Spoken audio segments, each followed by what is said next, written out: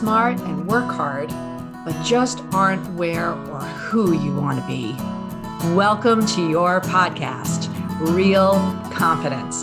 I'm your host, Alyssa DeVere, and I'll be sharing a bit of brain science, some surprising social secrets, and a touch of tough love. Why? Because I believe confidence is everyone's fundamental right and choice. So let's get to it. It's always fun to talk with you, Roberta, because not only do you bring forward all your executive coaching experience, your life experience as a human, but obviously you're now a 6-time author. So we share that affliction as well. But, you know, one of the things that I really appreciate is you're a straight talker, right to the point. So thank you for doing the podcast today. Well, it's my pleasure. Well, let's get into this because I want to really, your book is called Can We Talk? 7 Principles for Managing Difficult Conversations at Work. And so the topic today is literally navigating those difficult conversations, why and how they make us not feel confident and what we can do to overcome that. So maybe let's just start. Like, you've written all these other books on leadership. You have this very beautiful, not just reputation, but you're a thought leader in this space. What all of a sudden made you write this about talking? Well, I found that a lot of the challenges that my coaching clients were having really was around these difficult conversations, and that they were not having them. And so they were either not having them with their boss. And so therefore they were disappointed when review time came along, or when they were passed over for a promotion, or they were avoiding these conversations with their staff or even their coworkers. And I found myself giving people the same advice over and over and over again.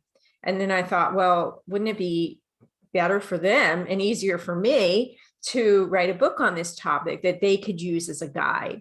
And so that was the real reason behind me writing this book. And what has happened since then, it's very interesting. I've had a number of people say to me, I'm going to buy this book for my college-age daughter or son because they need this book.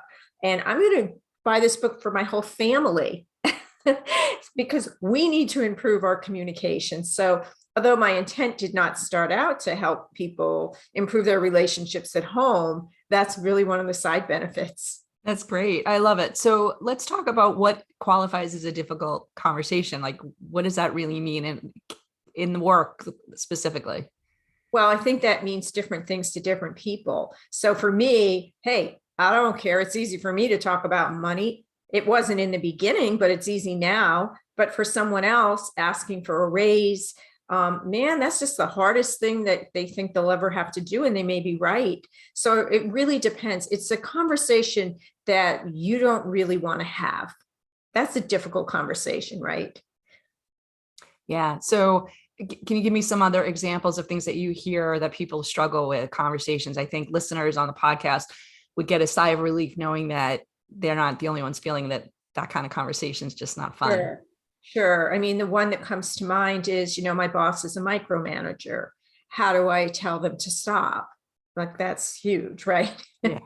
Or, I have an employee who's not really doing very well performance-wise, but I don't want to hurt their feelings, or I'm afraid if I talk to them, they're going to leave. So that's a difficult conversation.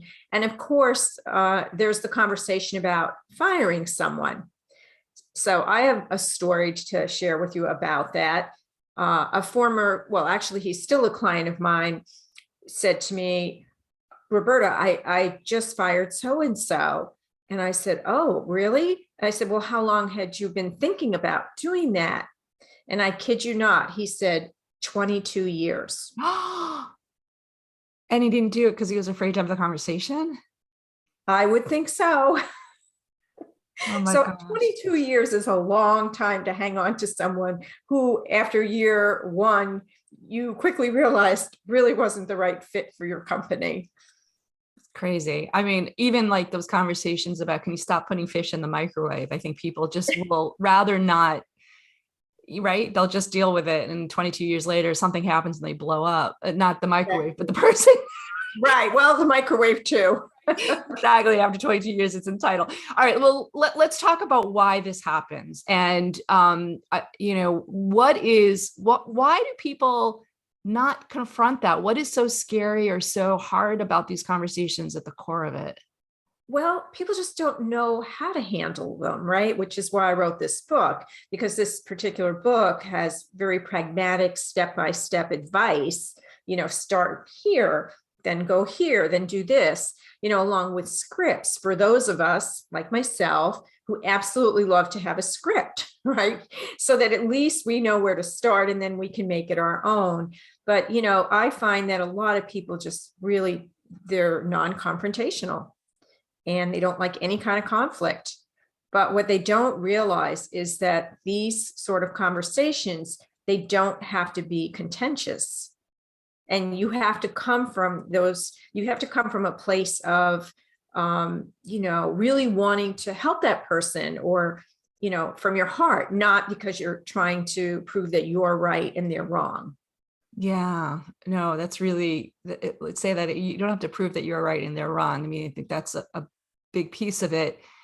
You write it around the 7 principles in the book in general. And the first one, yay, is confidence.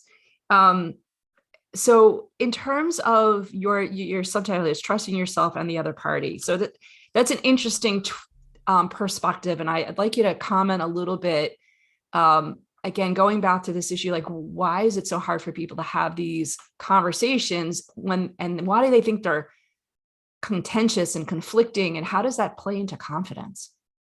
Well, you've got this little guy or gal on your shoulder saying, oh boy, this is not going to go well. You're going to blow this. Like, don't even bother. Last time you tried to have this conversation, this happened, right? So you have all these things going on in your head. And so, after a while, you start to believe them. But I always just say to my clients, listen, we should be really grateful that nobody is shooting at us, right? I mean, we're pretty safe. What's the worst thing that can happen if we have one of these conversations? Maybe that person will, agree and say, you know what, you're right. Let's talk about how to move forward. And so why not give it a try? But before you do, it does take courage and it does take confidence to have these conversations. I'm not going to lie to you. I'm not going to tell your listeners like everybody can do this 1, 2, 3, It just, you have to believe in your talent. You have to believe that you can do this. And I can assure you that you can. Yeah. Well, you also brought up an interesting note in there about trusting your ability, but also maybe giving the other person a little bit of not so much trust as confidence that they can actually come to the table as a human. I'm going to be a little contentious with you right now. We can do this because we're all friends, straight shooters, and to boot. I don't always believe that the other person is going to be that open-minded. So, that they are going to raise their immediate defenses. I even see it in my own family members, right? Like you can say anything and it's like, no, right? Defense, and podcast for another day, perhaps. But I'd like your take on, when you go into a difficult conversation, we'll get to how to do that in a little while. But when you go into that difficult conversation, what assumptions should you make about the other person? I would really like you to assume good intent. So, for example, my daughter just came home from college, and the last time we saw each other was probably 3 months ago. And, she's once again had another really, a period of growth. And, we had one of those difficult conversations that every mother has with their daughter at some point, at least a dozen times, right? But I was really surprised. I approached it like I actually read my own book, and I approached it with good intent. And her reaction, rather than the normal, attack, was, well, wow, I'm really glad you brought that up. Like, let's unpack this. Let's talk about this. So if it can happen with one of your kids, that moment, trust me, it can happen at work. I'm sitting here going, oh gosh, yes, it can. I think, I think one of the challenges again is that what is the intent? If the intent is for me to be right, that's never going to be right. And, you even have it in the book. Let me fill out the page. I cracked up when I looked at it. Why the need to be right can bring about the wrong results, right? So, right. There I go. Right. Well, I'm the queen of right in my house. So you could just imagine how those conversations used to go. And now I'm like, you know what? She's 21 years old. She's mature. Maybe I'm not right. And that changes the dynamic like so much. So if you're at work and you're one of these people who always has to be right, and for a moment you play this role where where you're not, wow, just see how the other person reacts. First, they'll be like, are you feeling okay? Yeah, they'll be like, are you sure? You have a fever? You have COVID? Like, what's going on? But this is an interesting point too, because as we do get older, it's inevitable that I'd like to believe we get wiser, but I think we get a little bit more like, it's not worth the battle. We're tired. We have other things that we want to focus our energy on. There's all these legitimate excuses why being right is just too exhausting and not worth the effort. So not so much with your daughter, because, family relationships are differently, but do you see generational differences in the workplace with regards to these difficult conversations? I do. I think that the younger people are much better at it than the more mature people, because they're like, you know what? Anything goes, right? Let's talk about sex in the workplace. Let's talk about rock and roll, whatever, like they're really very open, whereas my generation, like, oh my God, like we would never talk about that. And so they really want to know what their bosses think. They want to know what their bosses think of their performance, and they want that feedback. And their bosses are like, oh, I don't know if they can handle it, but they want it. So wow. I do see a generational difference. Wow. But almost the reverse of what I said. So you're seeing that younger people, particularly in work, you think they're open and they respond to it. And the older people are kind of like, I'm stuck in my ways. This is me, taking me or leave me.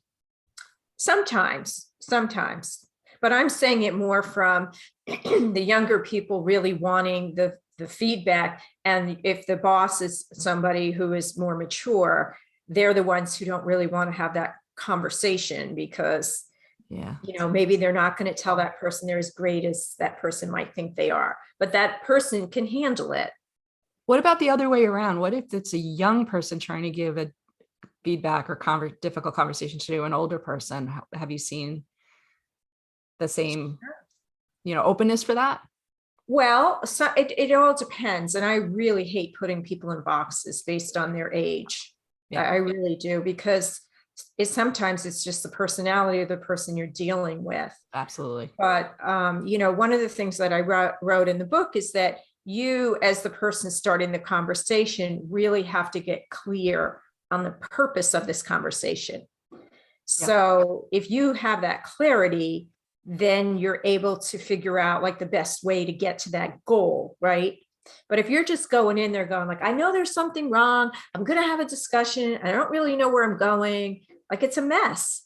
Yeah. No, that's really profound. And, I want to ask you one more question on that level. And, forgive me, it's not to put anyone in a box, but because I do so much work in diversity, I'm just really personally curious.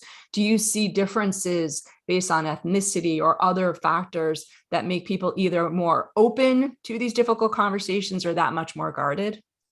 The only differences that I see are really based on culture, meaning somebody might be from another country, they might be from Russia, or somebody might be from, I have a client that's in South Korea.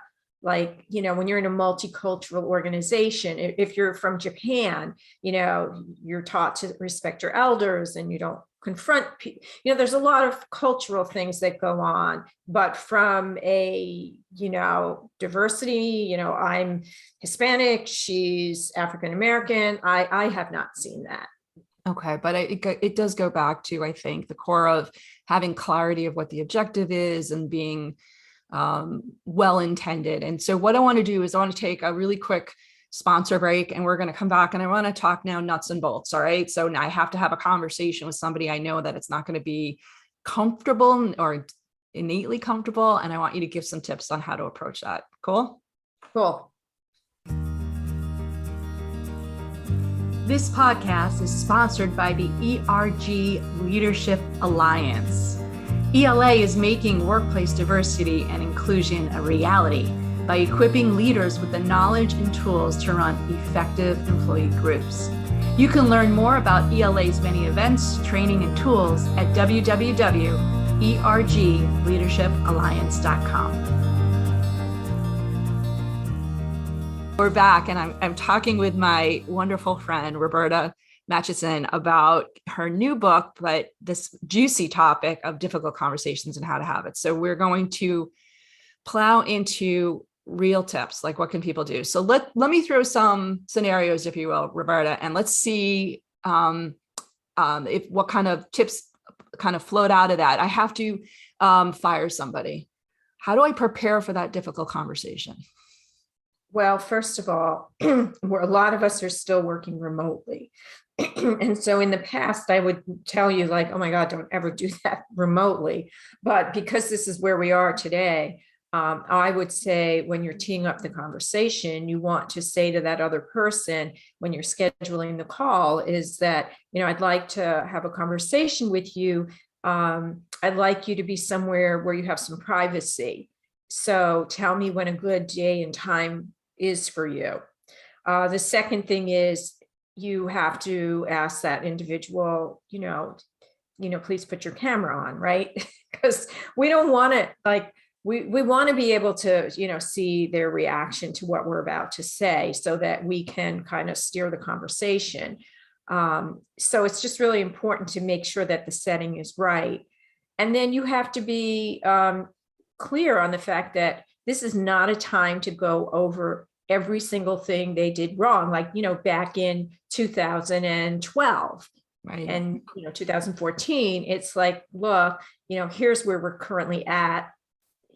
And as a result of that, I'm going to need to let you go. And so you also need to make sure that you give that person time to process this information. Because I know that, whether it's in person or on Zoom, you just want to get out of the room. But that person, like you've been planning this and you knew it was coming and maybe they didn't. So it's really being respectful and saying to yourself, if this were to happen to me, how would I want to be treated? Yeah, I love that. And I know I'm asking you to kind of summarize your entire book in like a statement here. So by all means, if you're listening and you're like, I need to know, read the book, get the real scripts and all the details that Roberta goes through so beautifully. Let's like kind of do a little bit more of that prep stuff. So if I'm going into a difficult conversation, let me change the scenario just to give a different flavor. Let's say that there's somebody that doesn't let me speak up in meetings, right? And I'm just sick of it. Like they're talking over me, or they won't listen to me. They're not. How do I, I know that they're already not going to listen to me. Is there something that you can give me as a tip that would be like, do this and then go have that conversation that, hey, you need to listen to me? Well, yeah. I mean, first of all, nobody likes to be put up against the wall, right? So it's all how you start the conversation. And, I like to start it with, I'm wondering if you would allow me to share with you some observations. Now, that's a rhetorical question, right? Because what are they going to do? Say no? And then I like to use the word I feel, because nobody can tell you that your feelings are wrong. So, I feel like when we're in meetings, you tend to speak over me. That's different than when we're in meetings, you speak over me. Well, no, I don't. Well, yes, you do. And you just did it now, so then that gets into that conflict. And then I tell my clients to have specific examples. And so listen, at our team meeting on Friday, the 1:00 meeting, I said this, and before I even finished my sentence, you jumped in. And the same thing happened on Wednesday and the Wednesday prior. And if you want more examples, I'm happy to share them with you. And the other person's probably going to say, wow, I had no idea I was doing that. And then you're like, well, yeah. So then you're like, well, where do we go from here, right? Yeah. Yeah. Well, we hope that they're going to be open to it. Of course, having the data is always a good weapon, if you will. But I feel this way, and it makes it like, prove me I'm wrong. But yes, Yeah, I love that. the data is not meant to be a weapon, because we're not here to have a battle. The data is just to support your observations. Yeah, no, well And put. to No, get them. yeah, no, thank you for correcting me on that. That's absolutely a better way of looking at it. Let's take a, the fish example, because I think, I feel doesn't really fit there. But, if you have somebody that's doing something at work that's really, even if it's not that, inconvenient for everybody, but maybe it's just something they're doing that's really not okay with you. Maybe it's a cubicle next to you and that person is always talking out loud on the phone, whatever. It's just something that's just causing you angst. So I feel, or how do you approach that? I'm wondering if you realize. Easy, right? Right. I'm wondering if you realize that, that the voices really carry in our cubicles. And so, and especially when you have a headset on, right? I don't know about you, but man, I'm always louder when I have my headsets on, So it's sort of like, I'm wondering if you might be able to just kind of lower your voice a little bit, or if you've got a conversation that is going to be a really, dicey conversation that you might get a little excited, if you could take that in the conference room, so it's just making that person aware, and then saying, and by the way, if I'm doing the same thing, please tell me. Yeah. I would also add, when they do it, to reinforce how much you appreciate it. Right. Right. So, hey, I noticed the difference today. That was awesome. I'm really grateful. Right. Totally. Yeah. So I think that's a really important way to, we're all humans and we have that behavioral cycle. So remind them. Now they could slip up again, and, just a reminder that would be really appreciated. Yeah. And the other thing is, like, look at it from their perspective. Like, why is it in their best interest to comply with your request? And you could say, I'm sure you really didn't want me hearing about the argument that you and your wife were having. And God knows, I really didn't want to be part of it either, Gosh. right? So no. All right. So, I could talk to you forever, as we often get into these beautiful conversations outside of the podcast. But one of the things that I really want to leave our listeners with is, on their journey, should they find a conversation to go after, or what's a really good next step or thing that they should keep in mind when that moment comes up and they go, oh crap, I've got to have this terrible conversation, or it's seemingly terrible conversation? What kind of little nugget can you drop in their brains to make it a little easier? So I would suggest that they consider that right now, write down 3 conversations that you've been avoiding. Okay, because I'm sure you have a dozen, but let's just go with 3. And then start with the easiest one. Don't start with the one that you wrote down first, because, oh my God, like, that's so big. And then, start with the easiest one first and practice the skills that we talked about. Read through some of the scripts that I wrote and make them your own. And, you'll be really surprised how much better you're going to get the more you practice. And then when you're ready, you can tackle the biggest conversation on that list. So small steps, always good. Small wins, let's celebrate those. Let's recognize we did it, right? But like you said, maybe take something that's a little less scary and get that experience under your belt. I think that's very wise. We are going to post all kinds of information in show notes about how to find you as an executive coach, as an author, your beautiful books. But why don't we just say it on the podcast? Best way to reach you is what? You can email me at Roberta@Matchison, MATUSON consulting.com, or you can send me an invite on LinkedIn and let's connect. Let's talk. Yeah, let's talk. For those of you who are listening, she has amazing content on LinkedIn. She's one of the champions of LinkedIn, literally, like, they recognize her as one of the leading leaders. So definitely plug into her there. And Roberta, grateful is not even close to how I feel about your time here and our friendship. Thank you. Thank you. Thank you. Thank you. Thank you. And anytime you want to talk, let's do it. Okay.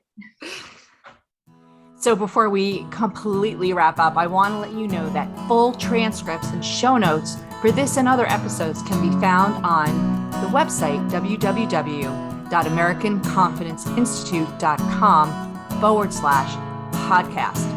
I also want to remind you once again that the best way to get confidence for yourself is to give it to others. And you can do it so easily just by liking and sharing this episode on your favorite social media channels. You can even give me some confidence fuel by sending in any comments about the topics I've covered or ones you'd like me to consider for the future. So for now, this is Alyssa DeVere. Thank you for helping to bring more confidence to the world. This podcast was produced by Mindful Media. All rights reserved by Alyssa DeVere and the American Confidence Institute. Music written and performed by Jeff Weinstein.